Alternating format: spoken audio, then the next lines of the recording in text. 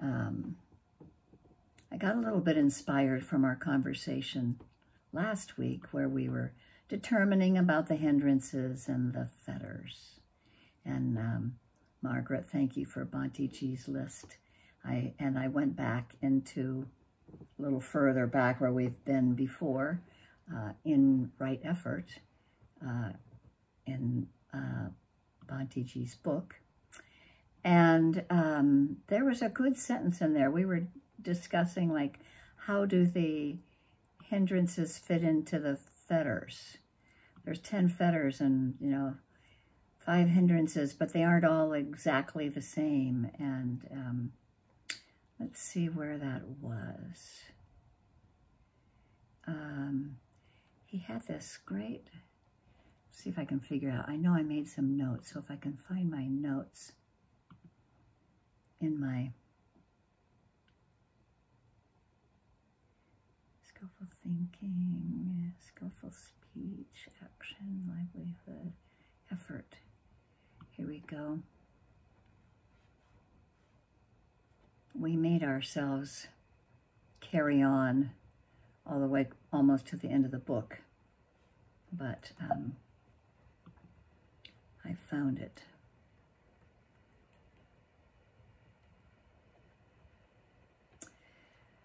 I can't find it. I found the chapter, but I can't find my underlined notes. Effort. Ah, here they come. Maybe.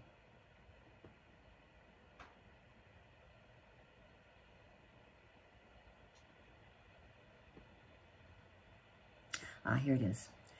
Out of the 10 fetters come certain crude, extremely unwholesome mind states that prevent you from making any progress in your meditation or from doing things skillfully in your life.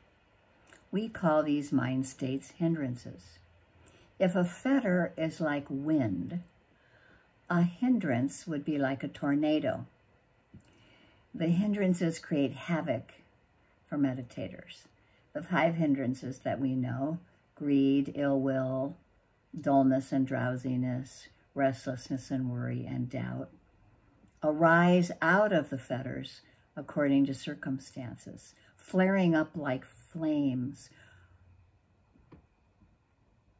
So it's sort of like, I love that. If the fetter is like the wind, then the hindrance is like a tornado.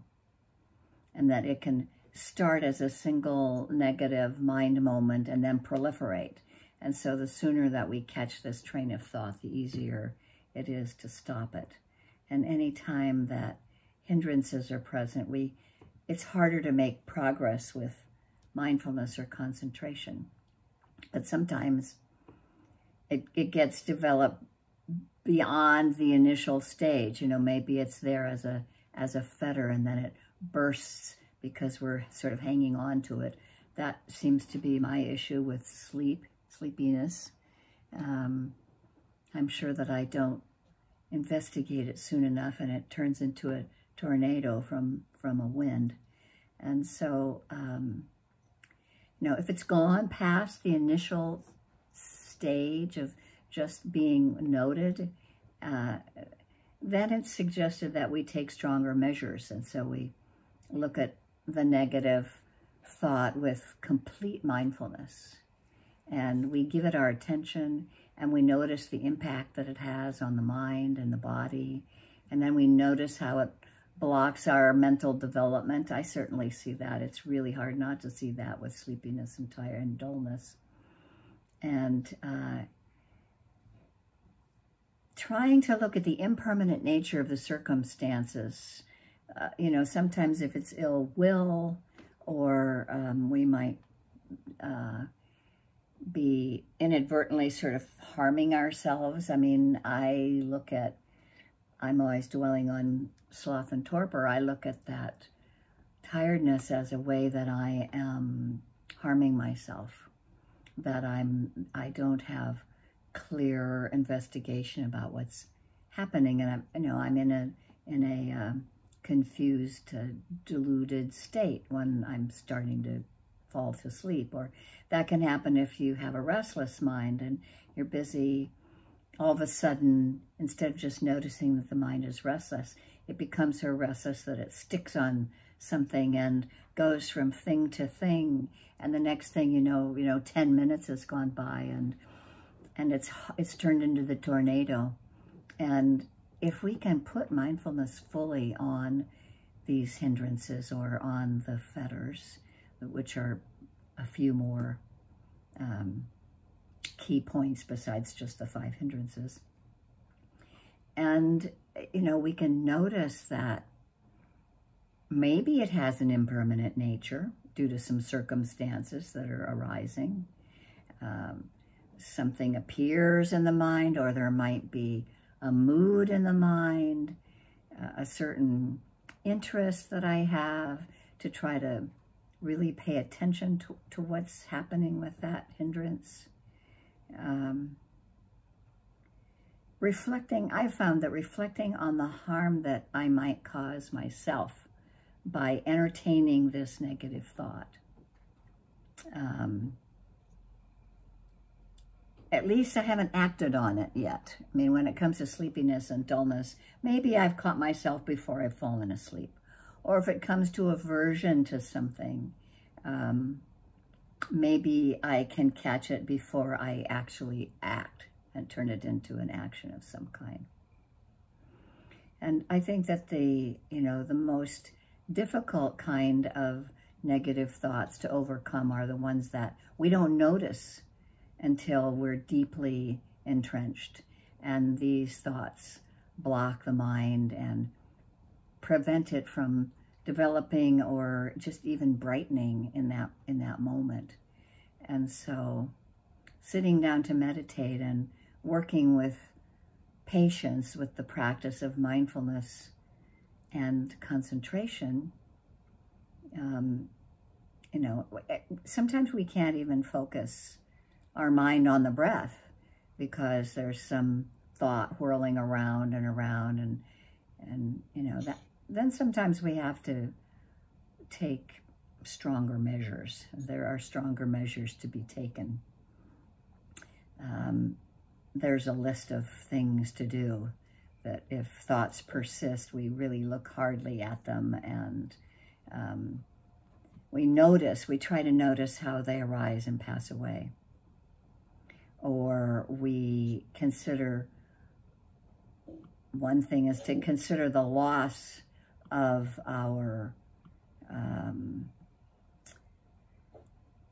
the loss that we suffer, our own peace of mind, and that our spiritual development is suffering.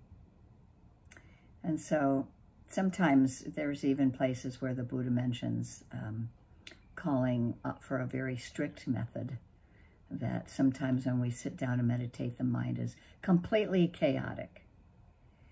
And it might be due to something that might have happened prior to sitting down in meditation. Like there's an excessive stimulation during the day or something that caused overwhelming anxiety.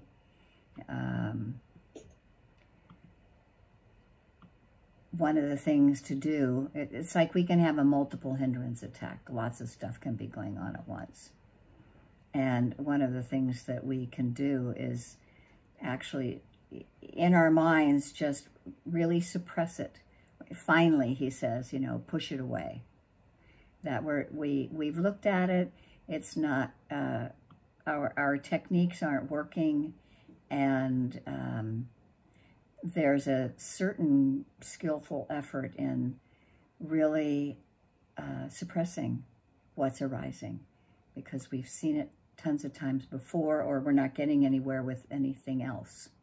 So it's fascinating to, like say if you have a really angry thought and it's going on, and we might try to see that it's impermanent, but it isn't.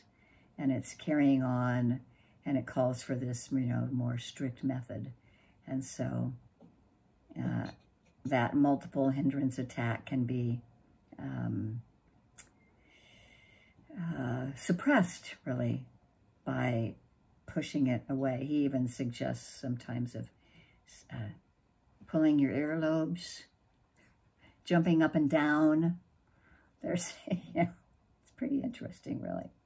So, and there are ways that we can get through the fetters and get through the hindrances of suppressing, sometimes substituting. We can destroy it, which is something that he said, and eventually there's subsiding and escaping of these fetters and of these hindrances, because they hinder our practice to be able to carry on. So there's that stick to it kind of quality of right effort that is to be employed if we find ourselves in the middle of complicated hindrances, or even some of the other fetters that we mentioned last time.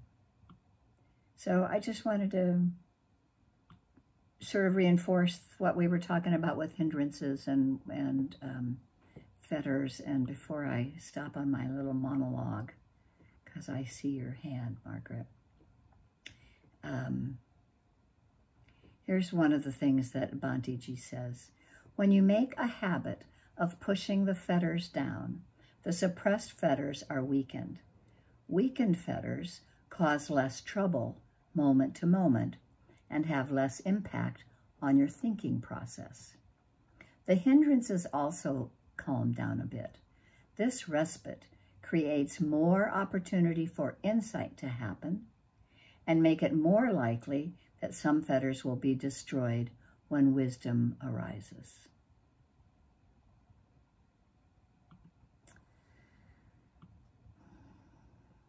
So I think that's all I'll say, so we can have some conversation. I know Sherry has to leave.